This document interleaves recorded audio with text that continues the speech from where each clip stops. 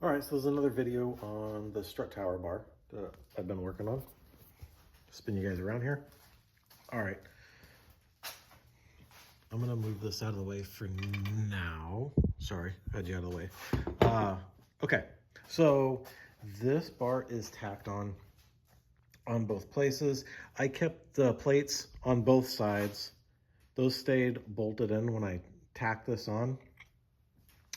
I didn't want any potential to get the angles incorrect. If you get down here on the front, you'll see it's not sitting there at a perfect 90.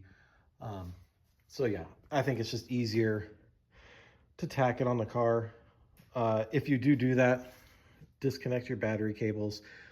They were disconnected. They are now reconnected because I am exploring how I want to do this second bar here, and I need those cables in the way to make sure that I clear them.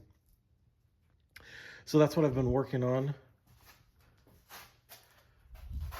Here is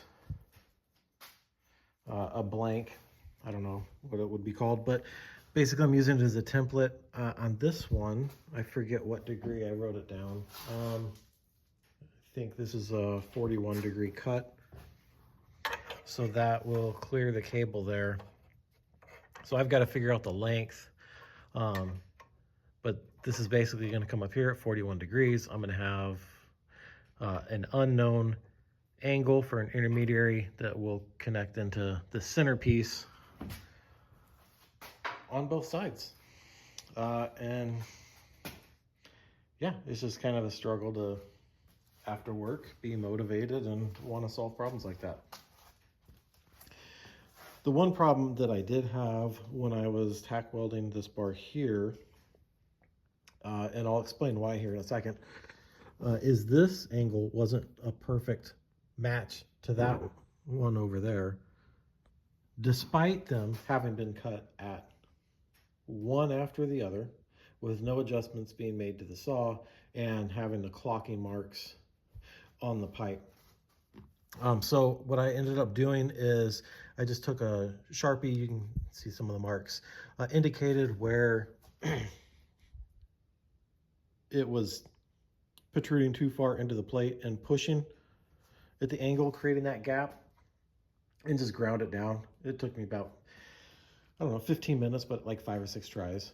You just want to go slow, do it gradual. It sucks if you overdo it because you're really going to kind of start to throw things out of whack and make more work for yourself. The reason that was cut is I didn't have a lot of space or money when I got this. Still, I guess, could always use more space and money. That's the dream. This Milwaukee Portaband, the blade did not sit square. So I ended up making a small shim. I think this is about a 1/16 of an inch. That more or less squared the blade, but in the end, it's a Portaband. It's in a Harbor Freight chop saw stand that is just kind of clamped in there. It doesn't cut perfect, so it does create extra work.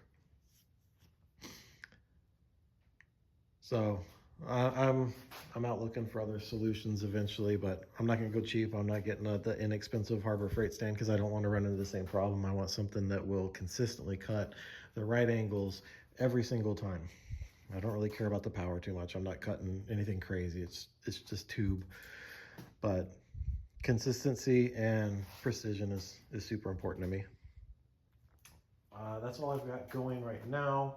Soon after I get that second bar mounted, I'll show you this. It's just kind of swinging you guys all over the place. Crazy, sorry. So this bar, they're gonna mount here and here-ish. That's what I think looks nice so far. And to just link those two together. And then after all the hard brain stuff is done, I get to make it look nice, and I'm looking forward to that. That's when I get to use my dimple dies on some stainless sheet that I'm wanting to get in between those two bars, and then just dimple dies. Does it need it? No, it doesn't need the sheet metal. It definitely doesn't need the dimple dies, but it's gonna look cool. And really, that's right. It'll function and it'll look cool. And that's what it's about. All right, see you guys later.